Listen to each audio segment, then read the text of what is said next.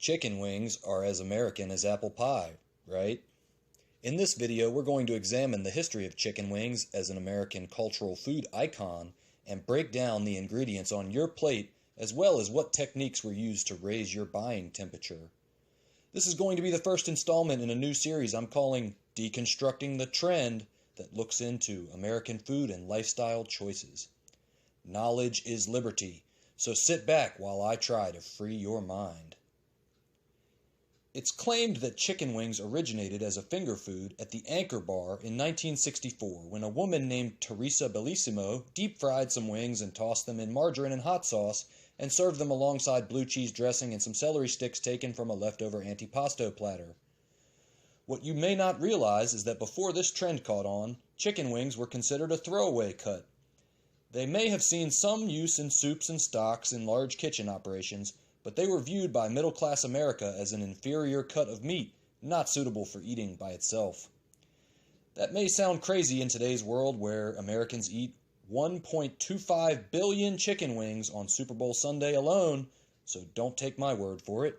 Wings are so ingrained in our national food culture that it's hard to imagine that just 50 years ago, they were considered one of the least desirable cuts of the chicken. A throwaway piece used for soups and stocks. You have a single suicide? How serendipitous, they call it suicide. Traditional buffalo wings are not breaded. Chicken wings are deep fried in oil for between 15 and 17 minutes. You might think of wings as meat, but I would argue that the majority of calories come from fat, not protein, and you'll see why in a moment. Just note that breaded wings sponge up even more oil. To make the sauce medium hot, James cuts the spicy sauce with a little butter. And then we serve mild, which is going to be a little bit more butter, so it's even less spicy. Then it's just a few quick tosses to sauce the wings, making sure every inch is coated. We have to talk about the sauce. Did anybody else catch that? Just a little bit of butter. Only in America is a ladle full of butter considered a little bit. Personally, I never realized what was in wing sauce. It's basically just butter and hot sauce, and there's probably a lot more butter than you ever imagined. How do you even convince people to eat deep-fried throwaway cuts of meat covered in butter? Part of the problem is people trust food television personalities who are perceived as authorities. Many of you are familiar with so-called food expert Alton Brown.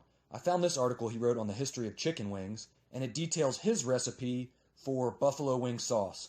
He says, although Anchor has never revealed its recipe, I feel a 2-to-3 ratio of hot to butter does the trick. And yes, I said butter. I know that Mama T used margarine, but I don't do margarine. Simple as that. So let's just be clear. He's recommending 2 parts hot sauce to 3 parts butter.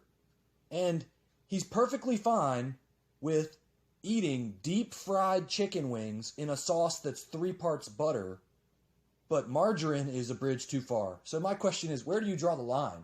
I mean, margarine's not healthy, but you're willing to eat deep-fried chicken wings with 3 parts butter? Come on, Alton Brown. Come on, man. The first thing you need to understand about creating a culture of chicken wing consumption is that economies of scale require consistency. Consistent demand is needed to justify supply on the scale the market is currently engaged in.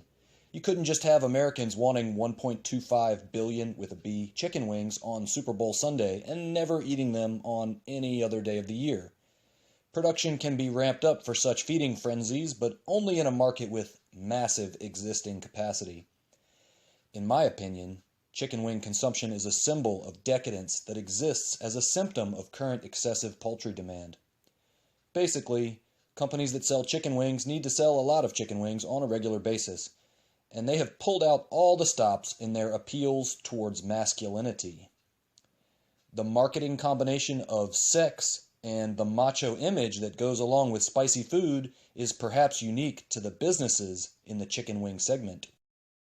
Now, I might argue that consumption of less desirable cuts of meats has a long tradition in the southeast United States, far preceding the New York invention of buffalo wings, but that's really another topic altogether. The more important point I want to make is that people openly criticize how the tobacco industry disproportionately markets its products towards minorities. I would say that basically the same thing is occurring today with the chicken wing segment of the poultry restaurant business. Those things don't just happen. They're crafted, created from passion. So consider our menu more like a playlist.